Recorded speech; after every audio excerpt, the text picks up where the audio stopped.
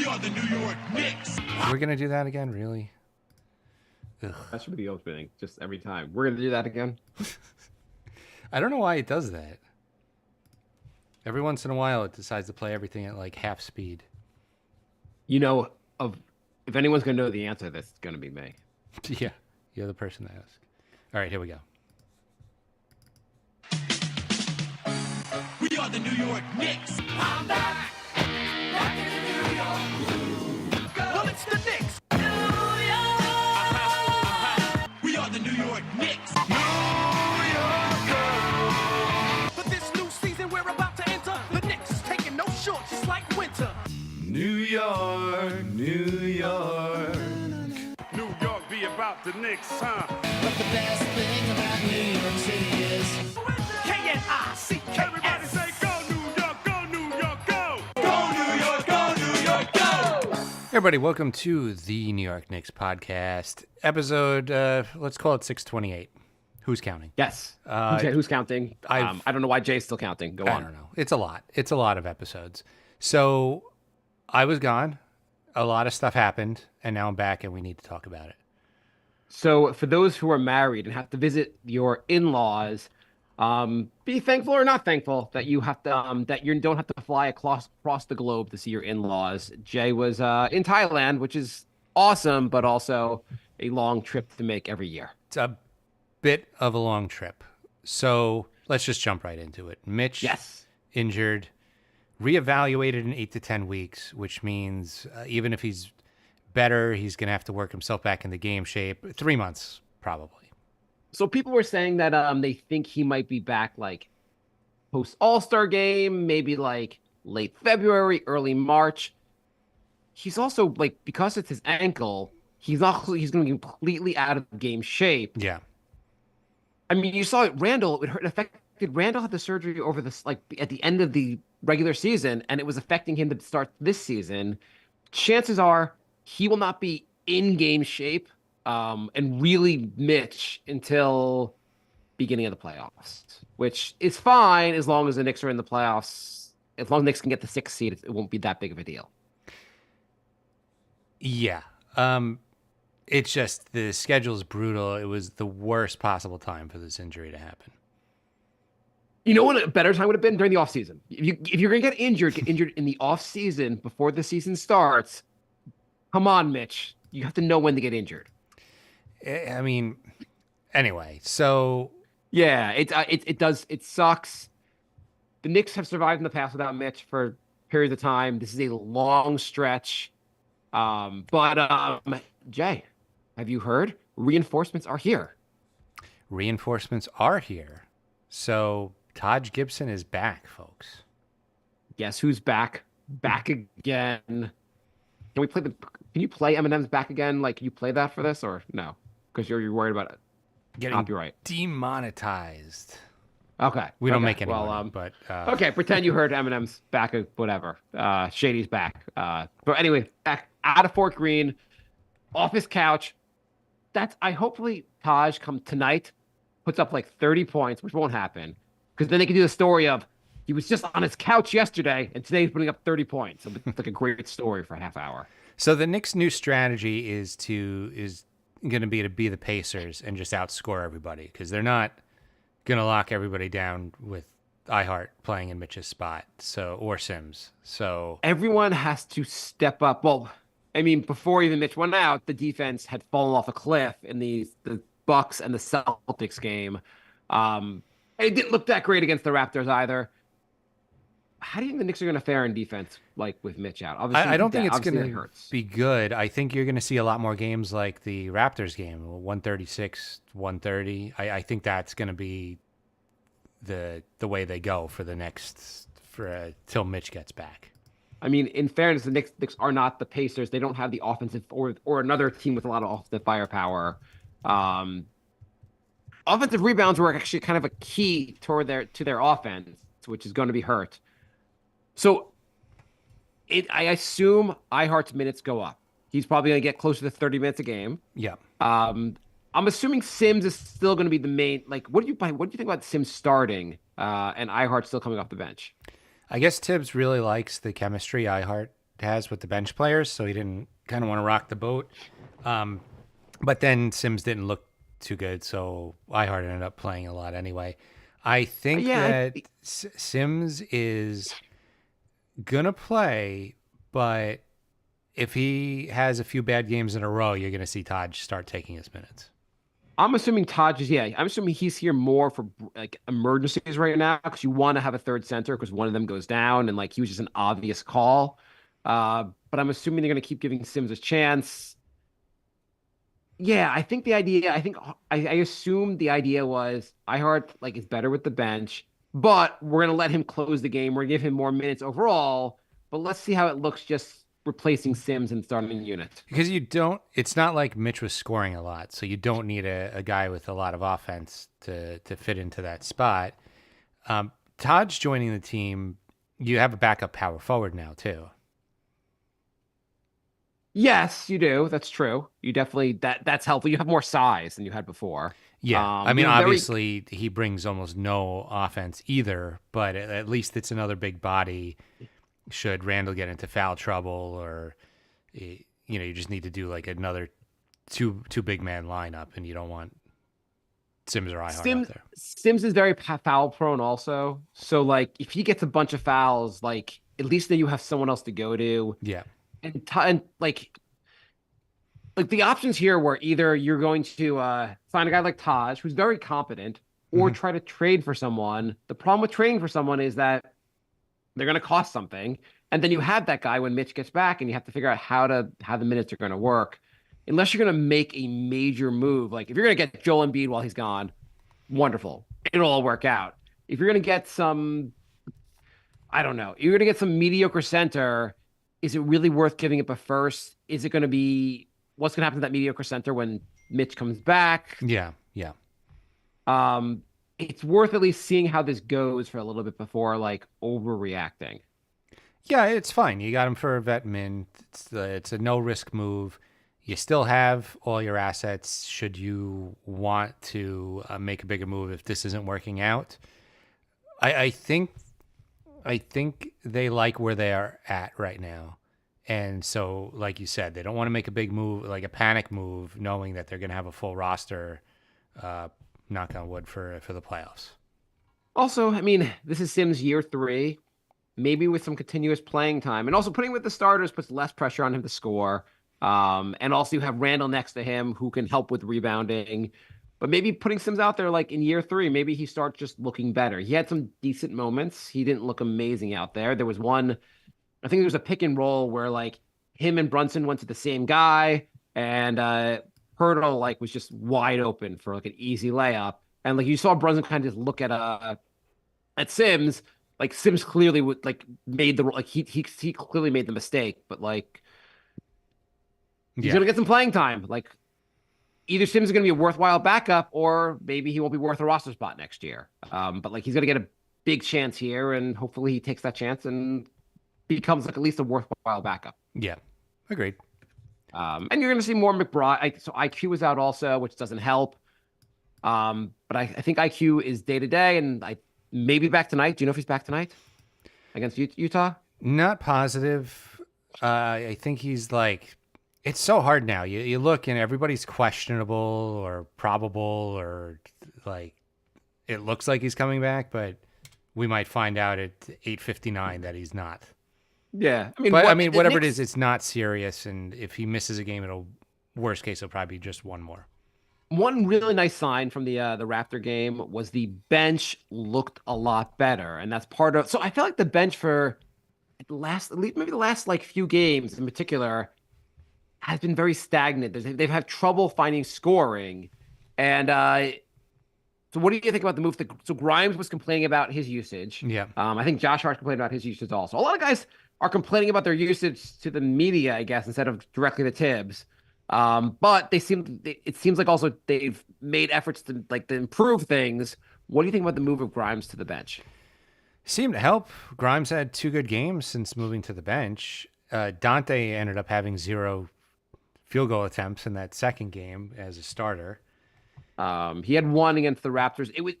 It seems like being in that unit the starting unit does not seem like a great unit if your name is not Randall, Brunson, or Barrett for getting shots.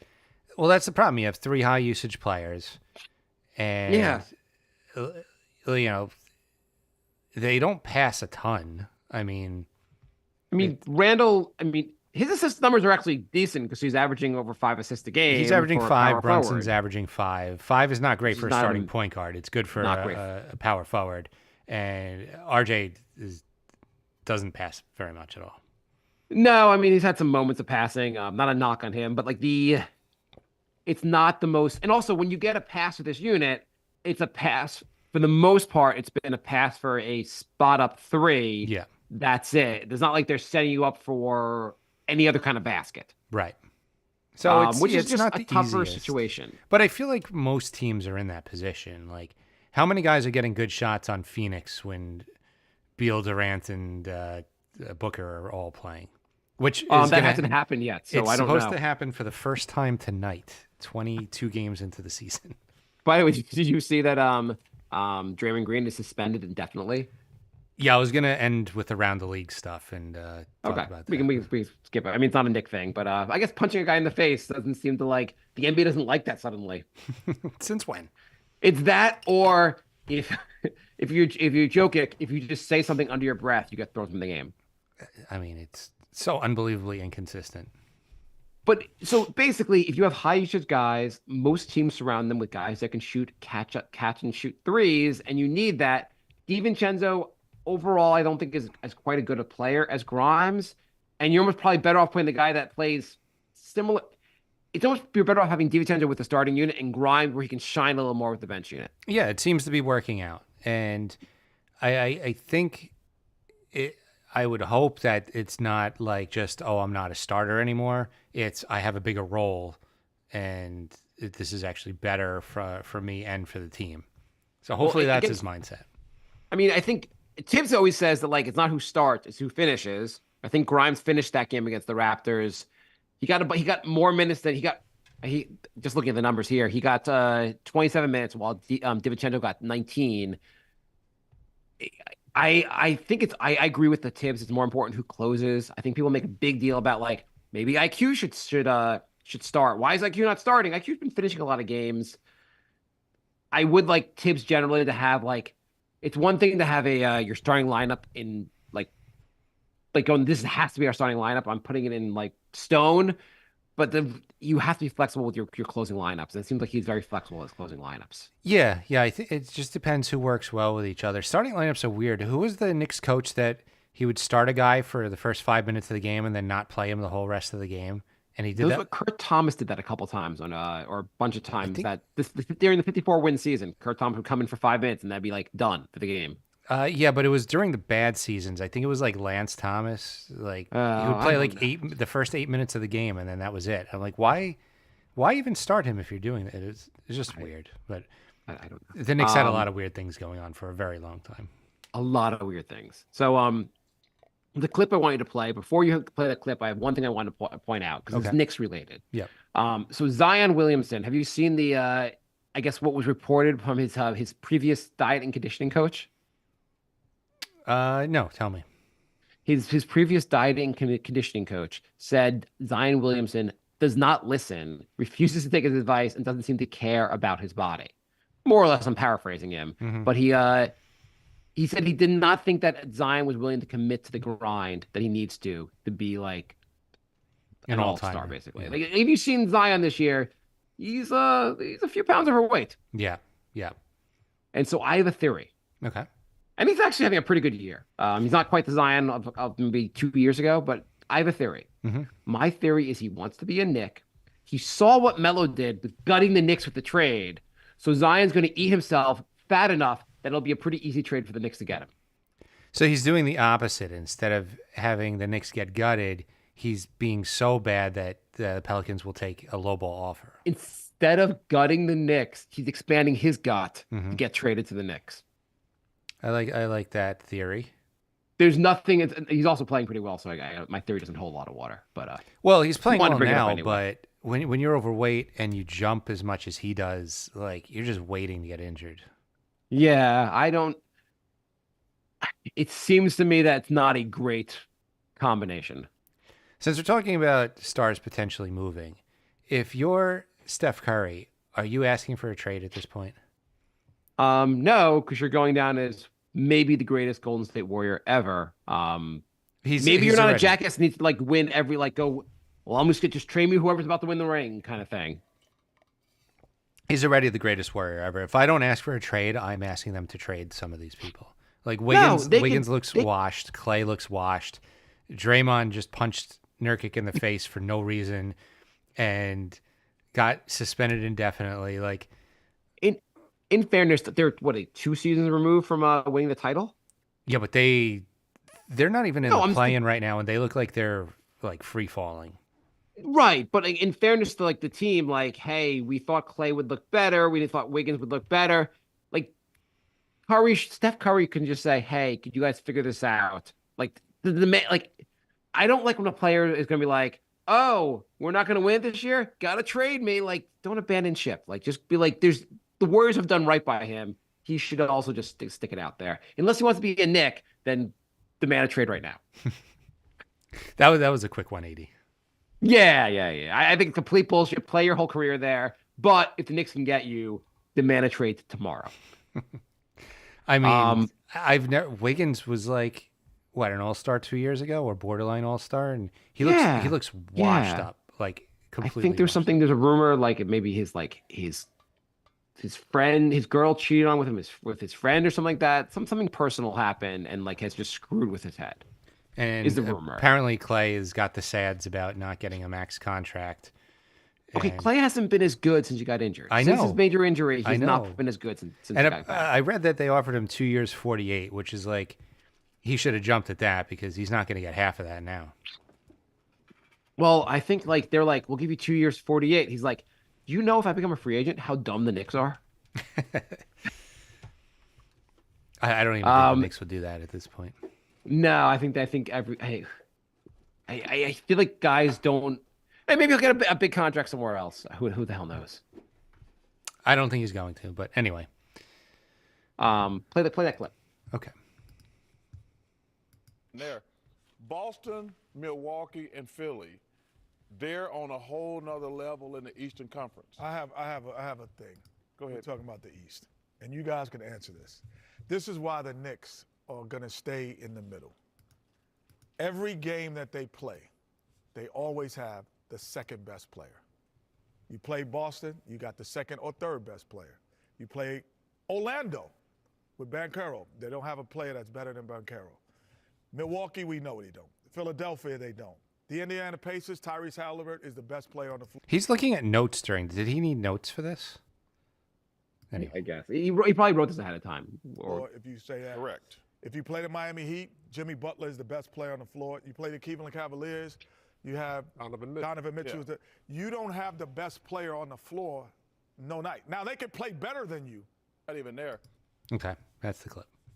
Yeah, I mean, I would some of the like I don't know if Donovan Mitchell's really better than Jalen Brunson when Jalen Brunson showed him up in the playoffs. Right. I don't know if Banchero is Banchero's going to be good, but I don't know if he's there yet to be so much better than Randall or Brunson. But no, I don't think so either. But I think he made a generally good point that the Knicks roster isn't there yet. And we watched the Knicks play the Bucks and the Celtics. By the way, before I even mention it, the in-season tournament has resulted in the Knicks playing the Bucks and the Celtics for a fifth time each this season. How do you like the in-season tournament, Jay? I didn't like it to begin with, and now I like it even less. And I also did not appreciate 3 or 4 nights with like no games within a week, just so they could spotlight this tournament. Dumb. I still don't. Dumbass like it. tournament. Lakers won it. If the Lake and like it's like you win it, you're like, okay, we won. We each get $500,000. Great. Like there's no one's celebrating. No one's gonna be like, oh, by the way, like LeBron, like he won an in-season tournament. What did Jordan do? Jordan never won an in-season tournament. Yeah, I don't know. I know some people enjoy it. I don't like it at all. It's like you win this tournament and then you're like, all right, let's play 74 more games. Like, I don't know. Did I tell you my idea? I might have mentioned to you, but my idea, and I said it on the show already, so I'm repeating myself. But my idea was the winning team for the tournament, They get every player on the team gets one free pass for what they post on Instagram. Yeah, I did like that. Okay, so why I bring this up? Why I wanted to play this and talk about where the Knicks are.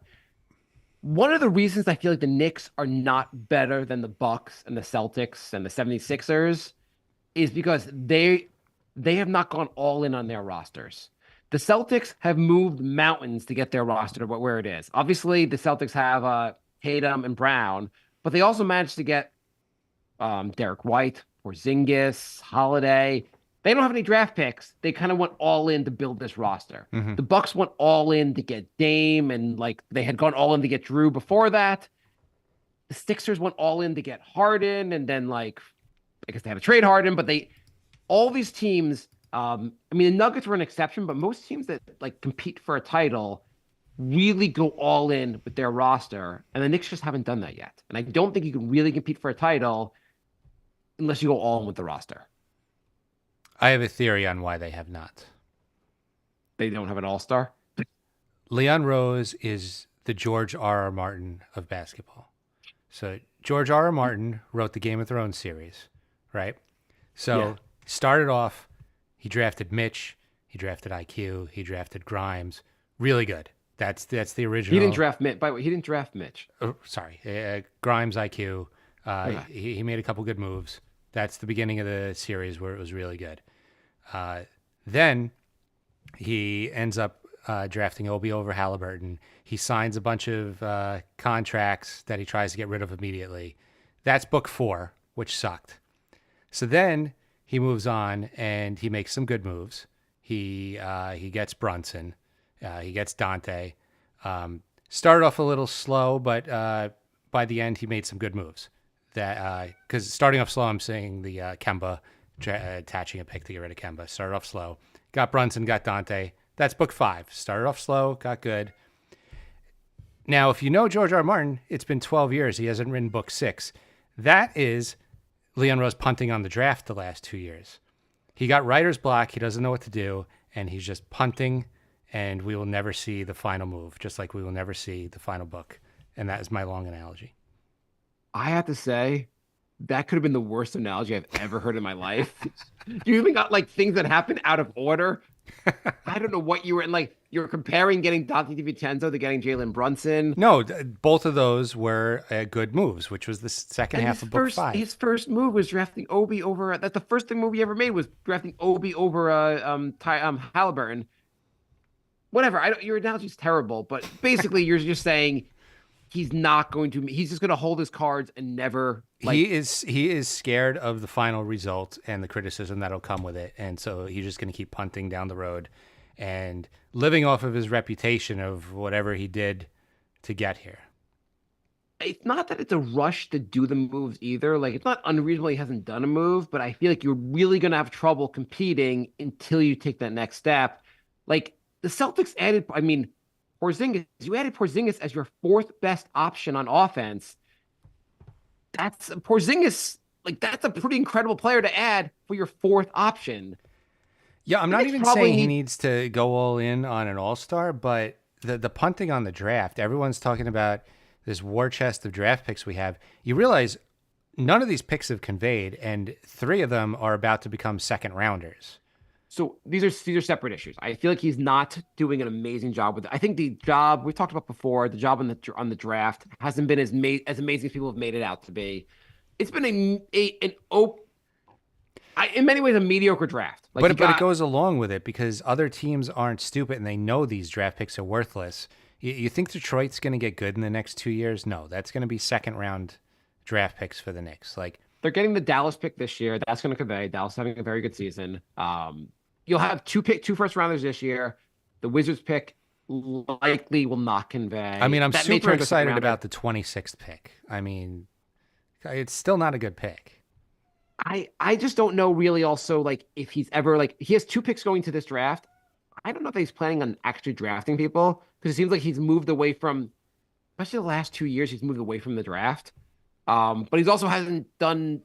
I mean, it made it interesting. The team is very good. They're far better than where they were before he got here. And we're a team that's like, I don't know if second rounds are ceiling. But at some point, basically, if you're going to, you can say, hey, why aren't the Knicks as good as the Celtics? Why are they not as good as the Bucks? I mean, obviously, you don't have it's hard to get a star level the way, like, hard to get a Tatum or Wait, Giannis. how did they get Tatum and Giannis? They Drafted I mean, them. in Oh, they fairness, drafted them. Right. yes, they drafted them. Yeah, I was like, and Giannis was like a middle of the pack pick that turned out to be amazing. I mean, two of the best players in the NBA were guys the Knicks could have gotten. Like the Giannis was like what the 15th pick, and obviously Jokic was like in the 37th pick of the draft or whatever it was, the second round. Mm-hmm. But so I did this with you over messaging, but I made a top 10 list of guys the Knicks could have drafted but did not draft over the last few years, last 6 years.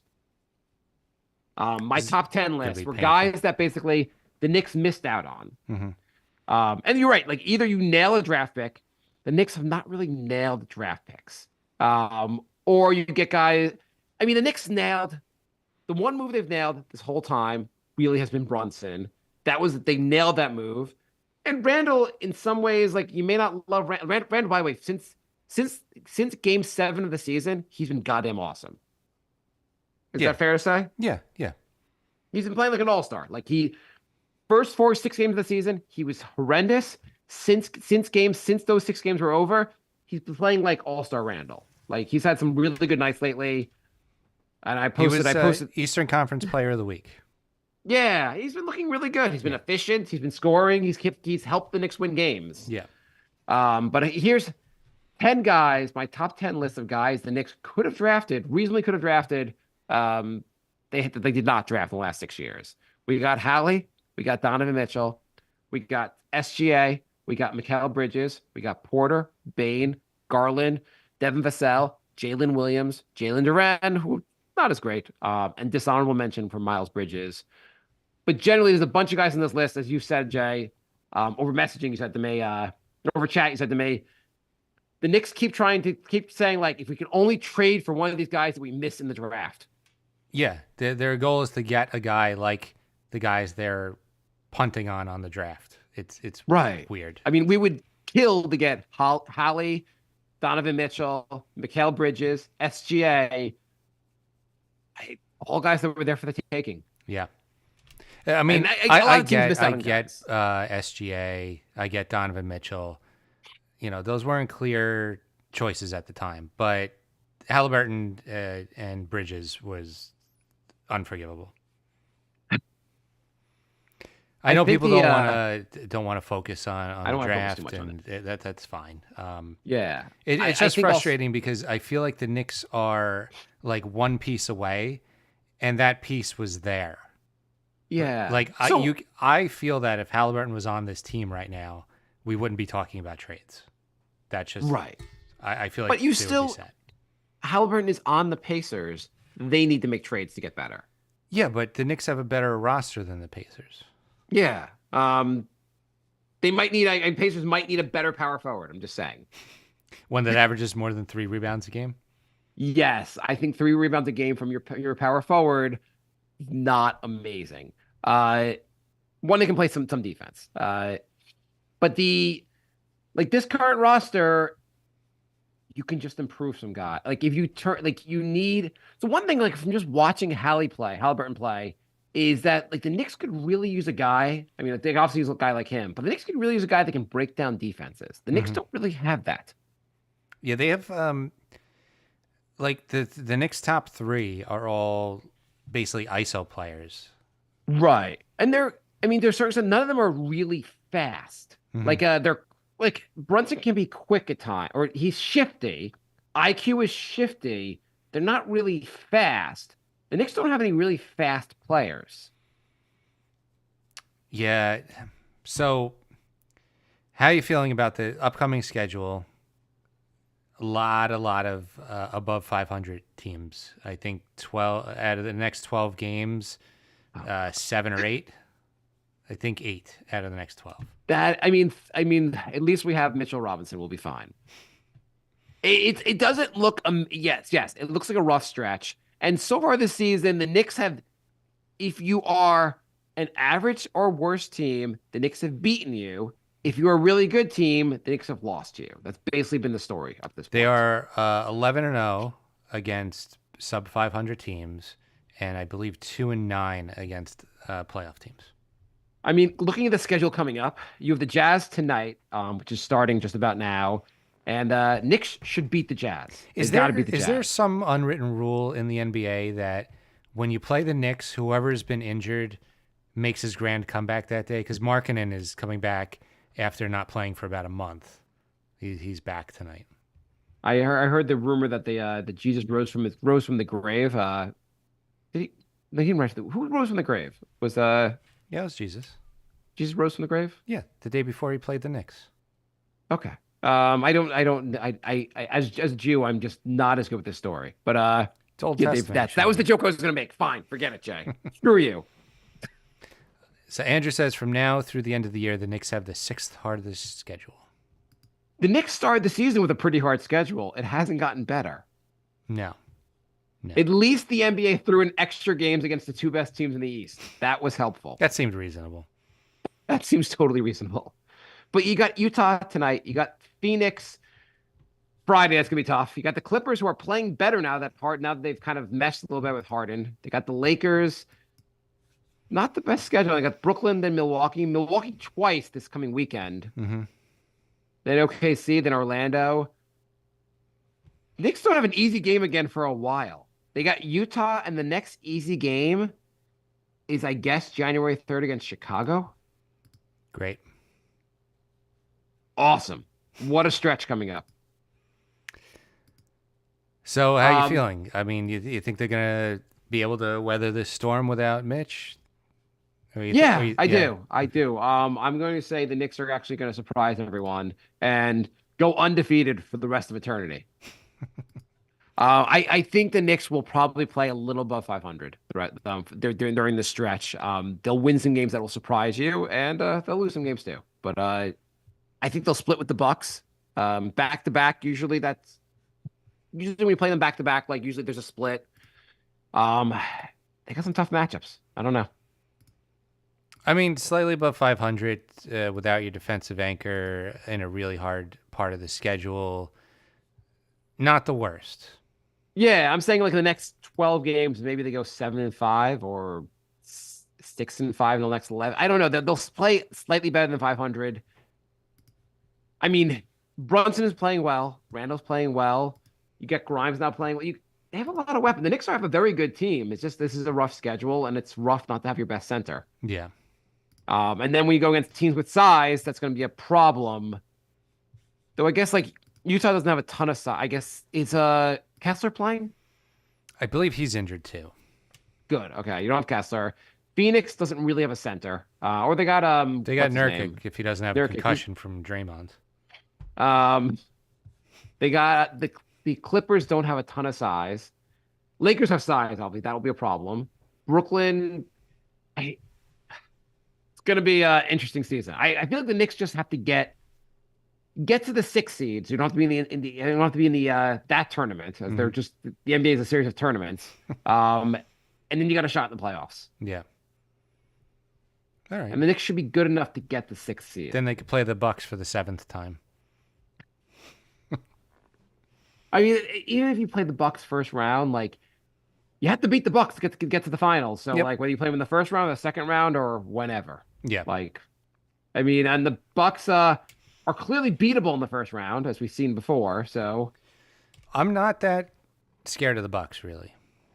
I think them getting rid of their best defender for a guard that is a terrible defender was not a They're two best genius defenders. move. Grayson Allen was a really good defender too.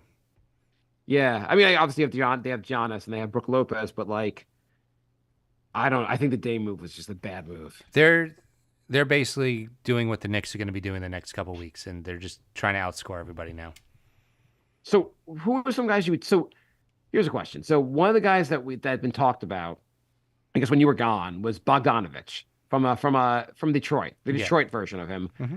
He is basically not a very good defender, which makes him not a great fit for Tibbs, but a much better shooter. Like he's a better version of Evan Fournier. Mm-hmm. What do you think? Do you think makes sense to make a move for a guy like that? And this is, I guess, this is the idea of this is another Josh Hart, Derrick Rose, smaller move that improves the roster, maybe. What do you think of that kind of move? I don't think it does much. Like, who's falling out of the rotation now, and is he going to do more than whoever's falling out of the rotation? He's a really good shooter, and that and gives you a lot more offense basically than you were getting, especially on your bench. Right, but who are you not playing now? You're not playing Hart? Well, you got to play hard. Yeah, it's tough to take the minutes away. Like, somebody's not playing. The other idea thrown out there is DeRozan. What do you think about getting DeRozan on a team that probably needs more outside shooting than inside shooting? But what do you think of guy? DeRozan's obviously all-star level player. What do you think of getting him? He's 35, so Yes. I wouldn't give up a lot for a guy who's near the end of his career. So I think I saw a proposal that was Grimes, which is a big defender to get rid of. But Grimes, the Dallas first, and Evan Fournier. That was the general idea for DeRozan. And I don't know if Chicago really does that, but I mean, that's not bad. I would probably do it, but does that get them there? I don't know if that gets you that far. I mean, DeRozan's obviously a really great I think it makes the Knicks scorer. better, but does it move the needle that much? Like, you can make the argument that the Knicks are the fourth best team in the East behind Boston, Milwaukee, and Philly. Yeah, maybe. And Miami's close, but yeah. Does that get you into third, or you're still in fourth? I mean, also part of the reason you lost to the Bucks and the Celtics those last two games is because those guys shot the lights out from three. Mm-hmm. And whereas not everyone's going to shoot the lights out from three. And generally in the NBA, if one team shoots really well from three and the other team shoots poorly, game over. Yeah. And Knicks have been actually pretty good from three this year. But if anything, you'd feel like you want another guy who could really shoot from three. I mean, DeRozan kind of occupies the same space as Brunson does already. And Randall, as of late, seems like he's more interested in shooting twos anyway, Which is good. which is fine. Yeah, but the Knicks, you know what? The Bucks game. Were you back? Did you watch the Bucks game? I know you were away, obviously. I got to watch like one quarter of it, then I had to go. But I mean, they were just hitting every single shot. So what I found, the Bucks kept hitting every shot, which was crazy. But I also found just interesting on the Knicks side of it. The Knicks just weren't. I mean, the Knicks ended up shooting. Looks like they ended up shooting a lot of threes. I guess they should end up shooting 23 threes. Not a lot of threes. It seemed like for the first half of the game, the Knicks just weren't shooting threes at all. They just did not try to shoot threes. And I found it really, and they shot a bunch late, but it was like, I don't know. You got to shoot threes in the NBA. It was a weird, the Knicks had like a weirder version of shooting threes early in the game. Yeah. While the Bucks were just couldn't miss from three. Yeah, I mean, the Knicks aren't even shooting bad from three. They're shooting 38% as a team. That's top, I think, like eighth in the NBA. Like, it's not bad. Yeah. And then what do you think about a guy like, so DeRozan is not an outside threat, so maybe it doesn't make sense. Zach LaVine is a better 3-point shooter, but his own team doesn't want to play him anymore. He gets injured way too much. Yeah, but he's also like, something's wrong there. His own team doesn't really want to play him anymore. Yeah. No, I would stay away from that. And then who else? There's also because there's 10 teams make the playoffs, or at least the postseason tournament, whatever. There are teams that are just really bad, but then there's a lot of mediocre teams that are just probably not necessarily making a trade. I mean, I'm not trading for Cat, but like at the same time, there's no way in hell Minnesota's making a trade. Like they're having a great season. I'm not going to rock that boat. No, definitely not. I mean, Knicks are playing Utah tonight. Utah's I don't know where Utah's going, so like maybe Markkanen's on the table. Do you put Markkanen at the 3 next to Randall at the 4? What do you think of that? I kind of like it. It's not bad in offense. I don't know if Markkanen's the best defender. It's interesting. I mean, is RJ like locking it down on defense anyway? Oh yeah, okay, fine. It's fine. I mean, RJ he looked better last night against the other night against Toronto. Maybe he's back to being regular RJ. He is back to being regular RJ. Regular RJ is inconsistent, And some nights he looks like an all-star, and some nights he just looks okay. That's RJ. RJ is, I just don't think he'll ever be the next level player. I think he's the best you can get from him is that he improves his percentages a little bit more. Like shooting percentage goes up a little bit more. I don't know if the 3-point percentage is going to be that great, but his free throw percentage has been a lot better, and getting to the line a lot. That's been the biggest improvement in his game. That's definitely been his improvement. He increased, I think, 10% over last season so far. Yeah, and I'm not knocking him. I just don't think he's going to be like. The great thing is that you took a guy at number 3 who ends up being an all-star, or like being a really like the true star on the team. Yeah. I don't think he's ever going to surpass Randall and Brunson as being like the best player on this team. And I don't think that those two players are holding him back. I think he is what he is. Yeah, and he's a good player, like very helpful. Yeah. Donovan Mitchell. So he has basically not committed to going back to Cleveland. He's not up for another season, but like, is he a guy like you trying to make a trade for him next season or? Only if you don't have to give up too much, because again, to give up a bunch of assets for a guy you can sign in free agency, not a big fan of that. Well, wouldn't be a free agent until the summer of 25.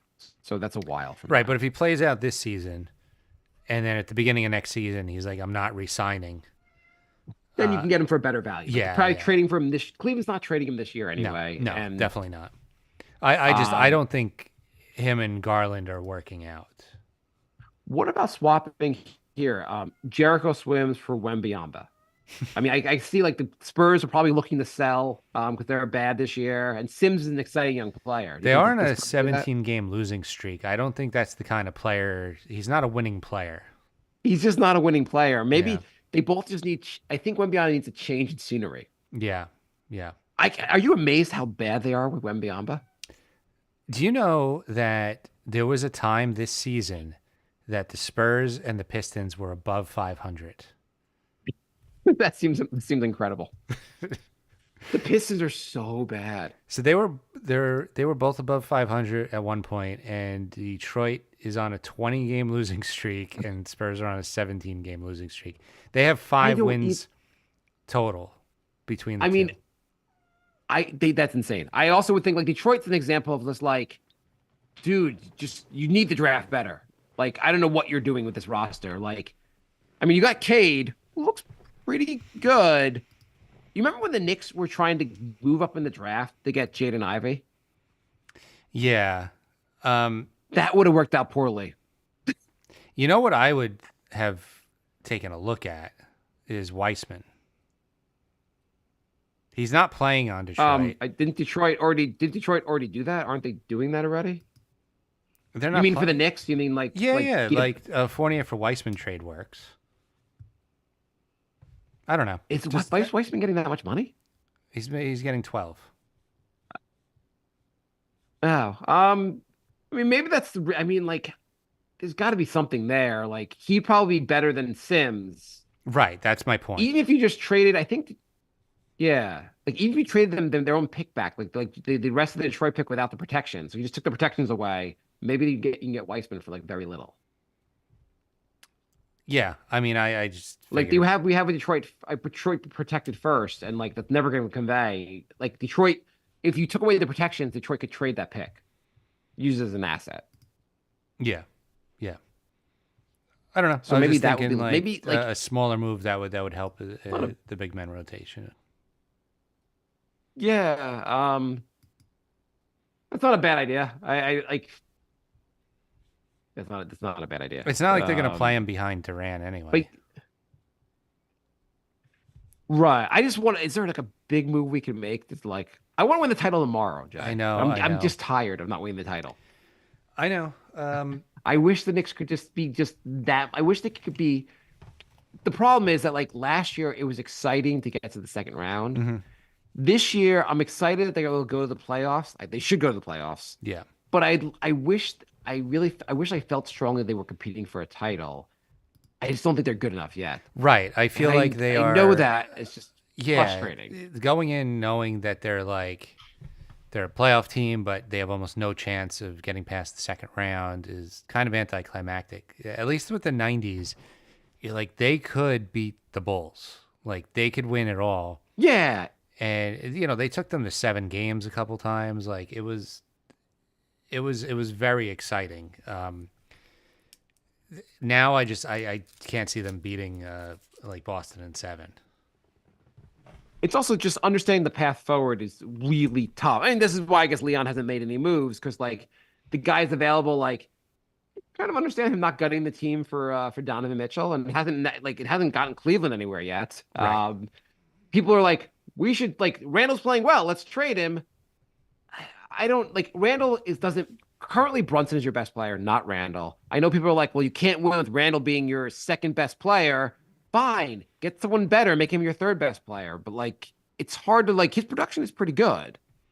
He plays like an all-star. Like, Yeah, I don't think you're gonna get equal value if you trade away Randall, and if you don't get equal value, you're worse, which is not the point. So or you make some, maybe use your draft picks instead of going for an all-star. You just guys on like the Porzingis type level, find one or two of those guys who aren't quite like superstars, but guys that would make the team just that much stronger. yeah, Like in many ways, you could have tried to gone in for Drew Holiday. That would have been a huge upgrade for the team. yeah. I mean, you just keep upgrading every position. That's what you do. Right. Yeah, it's Keep a tough upgrading, just- situation because there's no good fit star. There's like second tier stars like Levine that you could probably get, but there's no, even like if you say Toronto might want to blow it up. Have you seen what Siakam's doing this season? It's No, really, he hasn't been. he's shooting like 20% from 3. Like he just can't shoot anymore. And so like I wouldn't want to trade for him. I don't think he adds. Well, on OG, what do you think about OG? OG looked really good against the Knicks. He seems like a guy that would be a solid. We actually really do need a small forward, a true small forward that plays defense. Maybe he would be the guy you go for. I mean, he has. What do you think about OG? I don't think Toronto gets rid of him. I think they get rid of Siakam and try and go with the youth movement, and OG's young enough to fit in with that. I Well, think they were like at least talking about trading him last year. So like, yeah, because everybody was like making offers. I don't think they were talking about it. I think everybody was making offers for him. would you trade 3 firsts to get him? No. Is he 3 firsts good? No. I mean that really if you make that move though, the roster looks a lot better. If those 3 firsts are the 3 protected firsts, yes, but not Well, the no 3 one Knicks wants firsts. those. Nobody wants those. No, you could not probably trade the Dallas. The Dallas pick probably has the most value because at least it'll convey. yeah. Um, I am completely traumatized from all the draft picks the Knicks traded that ended up being great players, and I don't want to trade the Knicks draft picks anymore. well, you have to do one of two things. You have to either trade your draft picks to get better, or draft players. The Yeah. Knicks don't seem like they're that interested. I mean, we'll see what happens this offseason, but like, kind of have to use your draft picks. Yeah, that would be nice. I mean, It'd be nice to have like young developing players, 11 through 15, that make a guy like maybe you trade IQ or just trade someone else. But, like they're more expendable because you have guys that are like on their heels, basically. Other guys like knocking on the door who need playing time also.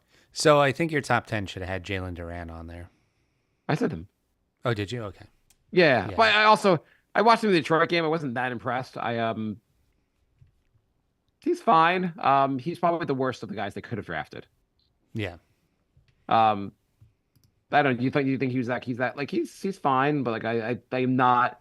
I'm much more unhappy about the other guys on that list. And I guess like Porter. I mean, like he's a major injury. And not that the Knicks are trading for Porter anyway. But like there's obviously other guys who are just better on that list.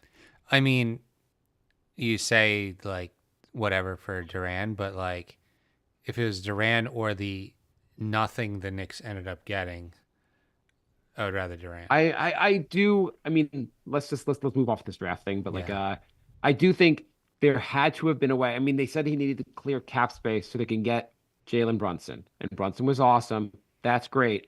There must have been some way you could have cleared the cap space and used your first round pick Right. because they didn't. they didn't use the first pick. They used the first pick to move off of Kemba, which was just so. It's just the level of Rose has built a very good team here. It's a competitive team, better than it's been in years. They're fun. There's a lot of great things he's done, but he's had two major fuck ups since he's been here. The one was drafting Obi. Whatever you want to say about Obi, Halliburton was the obvious pick. It made sense. The Knicks were in desperate need for a point guard, or even Devin Vassell would have made more sense. The Obi pick, drafting a guy that doesn't play goddamn defense when their coach you just hired was Tom Thibodeau was insane. Yeah. Okay, that's a bit, and also being like, oh, I just drafted the guy that my son he represents. That just looks like, what the fuck's wrong with you doing that draft pick? Okay, that's one. That's insane. And then the other one was the following summer where they locked up so much goddamn money they had no flexibility going forward. They went all in a roster where like, hey, these are all very tradable. We locked up Alec Burks, and we locked up Nerlens Noel, and they made it seem like they made all these smart moves, and then basically you just said, okay, you know what you did? It made it so hard to improve this roster. We had to trade a first-round pick to move fucking Kemba Walker's contract. And literally none of those guys worked out. It was the summer of disaster. That was a disaster. That Yeah. whole summer was a disaster. Fine. You screwed those two things up, but some things are going to be good. Every team president, GM makes mistakes. Team is pretty good right now. So overall, he's been a positive. Just those two moves were pretty goddamn That bad. was the red wedding of summer moves. I'm going to Yes, go back to and the Knicks Game could of have, Thrones. forgetting Durant, they could have Jalen Williams, who would have been a great fit in this team. But whatever. We're way too bitter about this stuff. I do think the Knicks will look better. I think the Knicks have a very good team. They're going to start beating teams over 500. That's going to happen very soon. I was initially really like, oh, Mitch is out. The Knicks are screwed. I'm starting to come around on the Knicks are going to weather the storm and they're going to be all right. I mean, the Knicks weathered last year when he was out for a time period. The Knicks, I mean, it helps that Josh Hart is playing better now. It helps that Grimes is playing better. IQ will be back. He'll play well. It helps that Randall has been playing awesome lately. It helps that Brunson play. Brunson had an off game against Toronto, but he generally has been still been lights out from three. Like Hart's playing really good. The Knicks depth is their strength. They don't have a ton of big guys, but I think Taj only needs to play like 15 minutes a game, and the Knicks are okay. Yeah, or Sims. I think if you get iHeart up to 30 minutes a game, which is very reasonable, you'll get a lot of production out of iHeart. It'll be fine. Like, and I just think like signing Taj was just like a no-brainer. People were joking about it right after the Knicks were going to sign him. I was like, I know people are joking about it, but they're really going to sign Taj. There's just no way. Like, he's available. He knows Tibbs. Like, he's very competent. You have to try your in-house options and your basically free options first. Yeah. Making a move doesn't make. I mean, if obviously the Knicks just start losing a bunch of games, then you reevaluate. Agreed. So, also, by the way, the Knicks currently they're 13-9. Last season didn't really even start for the Knicks till they were 10-13. So the Knicks haven't even played the same number of games before the Knicks had they took off last year. So it's a long season. it is. So before next episode, they're playing Utah, Phoenix, Clippers, and Lakers. Oh, by the way, what about Pirtle? You think that Toronto would? But then again, that means involved like more of a long term. You replace one of your centers with Pirtle. I like Pirtle, but when I thought Toronto was going to blow it up, they actually added Pirtle. So it seems like they're trying to make the playoffs. Yeah, I feel like teams are just like, I'm not sure which direction to go, and it's a lot like A lot making less the playoffs tanking sound with better the than- play-in tournament. Like Toronto would probably be in tank mode if this was without the play-in tournament. But right now they could sneak in, and they're only a half a game out of the 10th spot. So Yeah, I mean, it's really a couple teams are horrendous, and everyone else is either mediocre or good. right, you can say like, all right, we could pass the Hawks, make the play-in, we're in the playoffs. Anything can happen when we're in there. Like you can And talk I don't yourself know. into that. Yeah, I also like Miami made a run. Like anything could happen. I also don't know if I don't know that much about college basketball. I don't follow it that closely, but supposedly the next draft is supposed to be pretty mediocre. Yeah, I mean, I feel like it's almost like every other year. You have a really good class, and then you have a bad one. Yeah. I saw a video. There's some kid basically. He's 12 years old, 7'2". It was insane. He's just like dunking on everyone and just playing against little kids who are his same age. Yeah. I saw that clip too, but like, that's not how you develop a good game. Like, you're just taller than everybody. Like, he did no moves. Like, I saw no outside shots, like no post moves. He's just like catch the ball over somebody's head and like lay it We up. just- Like, I'm sure we just saw highlights. I'm sure there are like people who are working with him and like, hey, you need to like fuck the books. You need to like work into the NBA. I'm sure people are working with him. Like, I hope so. you're that size. People aren't just like, hey, you just play against 12-year-olds. Like they figure it out basically. I hope they're doing dribbling drills and stuff because that's probably the most important skill that tall. Right. I watched Wemby. His dribbling skills are really helpful. Hey, Wemby, go to the basket. You're so much taller than everyone. No, I'm going to dribble like a guard. I mean, it doesn't help that they're playing Sochan as a point guard when he's not a point guard. Yeah, actually, I think Wemby's actually been playing. I think he's generally been playing fine. He's like I think the team's just really bad. Yeah, they're worse than I thought. I mean, it didn't help. Like, one of their best players is Vassell, and then he got injured for like 10 games. So Yeah, I also kind of think like, 5 years from now, Wemby's going to be one of the top 3 players in the NBA. Like, it's Yeah. good. Like he's just like he's so young. He has an amazing skill set. yeah, they'll be fine. Yeah. So Okay. schedule: Jazz, Suns, Clippers, Lakers, all on the road. Okay. So the next 5 games, I'm going to say win tonight against the Jazz. I'm going to say they are going to win Phoenix, lose LA, lose the Clippers, beat the Lakers, and beat Brooklyn. Okay, Did I do 6 games or did 5? you did 5. Yeah. Okay. Yeah, they're gonna go 3-2 because that's my slightly above 500. I think they go 4-1. Okay. Which was the one loss for you? The Lakers. Lakers. Yeah, Lakers look pretty good. I mean, did you know the Lakers are the in-season tournament champs? I mean, if there was any franchise that needed more accolades, it was the Lakers. So I'm very happy for them. They don't have enough things hanging from their rafters. Well, I don't. I think it would be pathetic if they hung this from their rafters. Well, they are. Uh, They already said. They said they're going to. Yeah, they have one of those banners where you can add to it. So they're putting a little like we won, and they're leaving space for the next. Maybe they should do the in-season tournament like in a week. Just do like 30 games. Like do a real March Madness tournament where it's really like don't have the rounds to get in. Just do like single elimination for a week. Would that be You better? want like in season tournament 2 Electric Boogaloo? Yeah, well, this version sucks. Like, wouldn't it be great? Like, you take the top, you take the team's records on December 1st, and just you seed it based on that. Oh, You next have the season. yeah, next season. The first month and a half of the season, you base it on that season. I thought you were like, oh, I like this so much. Let's do it again next week. Yeah, he's like, can we use 7 in-season tournaments? The ratings were Just- decent. Just every month is a tournament. So I would just basically take seed at 30, like you have 32 teams, but 30. So give the top 2 teams a bye, and then just do single elimination until you get a winner. Andrew said make the season shorter. So the players, the staff, and the fans all said the season's too long. We want a shorter season. So the NBA is like, I hear you. We're going to add an 83rd game for 2 teams. Yeah, I also like I think you pointed out that like they were talking about the stats of Anthony Davis in the finals, and they're like, those stats actually don't count because the 83rd game is an anomaly. It just doesn't count for anything. Yeah, they were the all these stats. Lakers fans were like, he's the first player with 40, 20, and 5. I'm like, actually, he's not because that game counted for nothing. So The actual stats don't. It's so weird they don't count the stats from that game either. because it's the only 83rd game. You can't have one team with 83 and Yeah, you can just do it. Who cares? well, then what if they like, Who what gives if a shit? what if Wembayana falls 26 points short of LeBron's all-time scoring record? And it's because LeBron played an 83rd game in his 20th year. You're messing with history. By the way, if you flew to Utah tonight, you can get tickets for $11.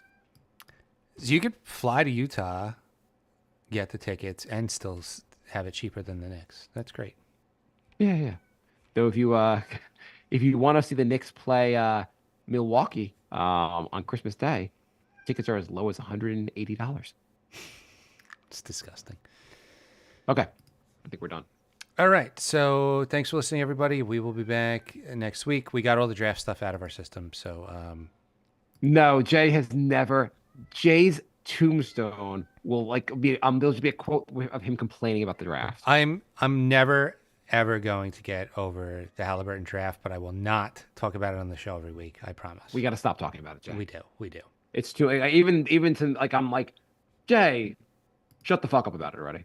I know. Even though I talked about it also. I know. That was the last time. So But I think my bigger point was that the Knicks just need to go all to get to the next level. You have to go all in, make the extra trades. Not that they have to do it right now, but that's how they're gonna. Leon's got to make his move. well, let's see what happens the next star that gets disgruntled and asks out, because I'm not thrilled with any of the ones that are available right now. Right. There's no one that I didn't want James Harden. I don't think Donovan Mitchell was the. It would be nice, but I don't know if he would. I'm not sure who will ask what mysterious player will ask out, but hopefully it's SGA in Oklahoma. I mean, it's probably going to be somebody that we don't even expect. That just seems to be the way it is. Right. Like hopefully Devin Booker's like, fuck you, Kevin Durant. I'm coming to the Knicks. Okay, so Okay. yeah, we'll be back next week, and then I guess we'll do one right before the holidays. And Yeah. I think by the way I set a record for the most F-bombs on the show. I don't think I ever curse on the show usually, but you got pretty worked up, and it was Okay. you ranting about the draft. okay, whatever. All right, goodbye, everybody.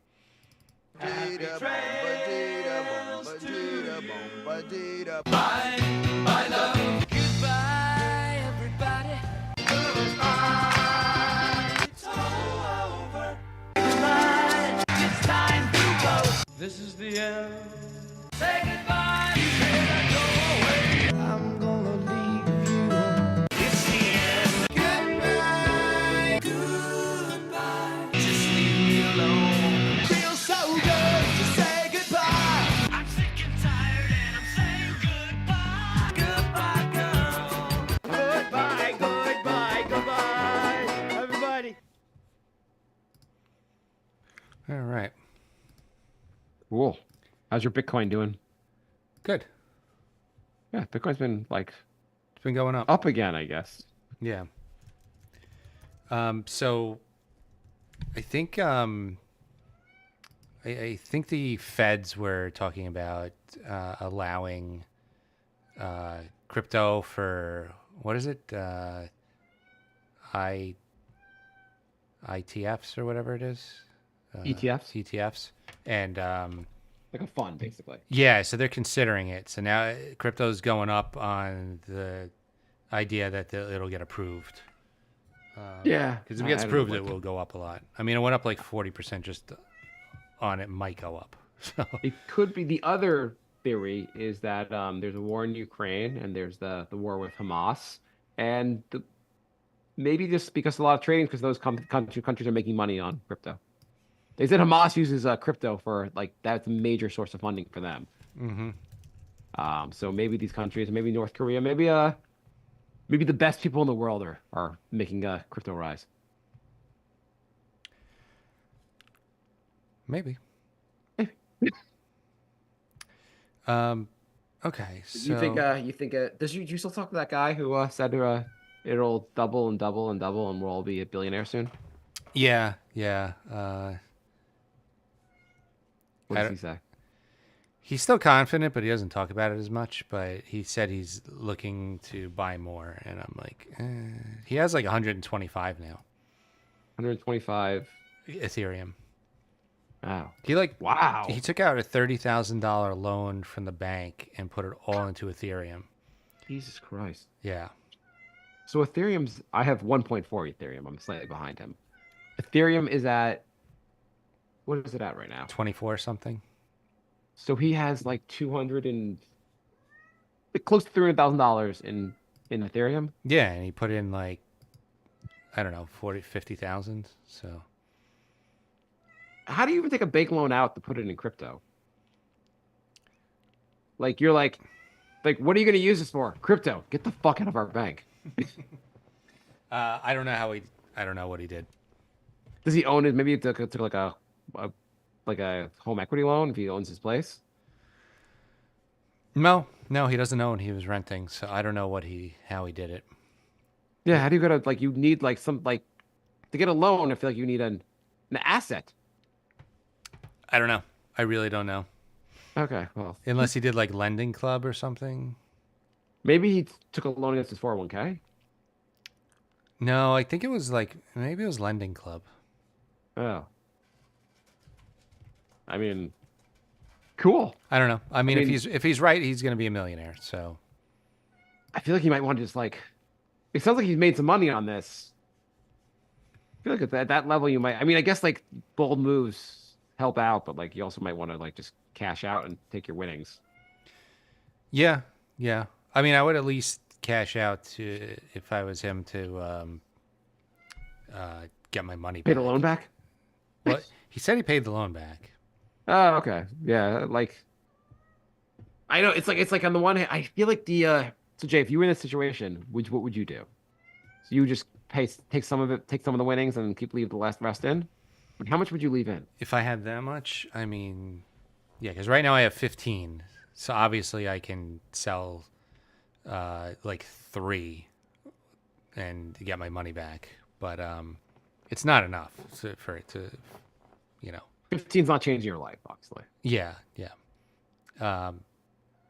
Also, like, paying myself back for, $8,000 or whatever I put in is not changing my life either. So I might as well just let it sit. Because $300,000 would be nice, though. Like, it would, but I mean, if it doubles like this guy thinks it does, like, there's no point in cashing out 8 now and you feel pretty dumb if it got 600,000 yeah, or $1 million. yeah. I don't know.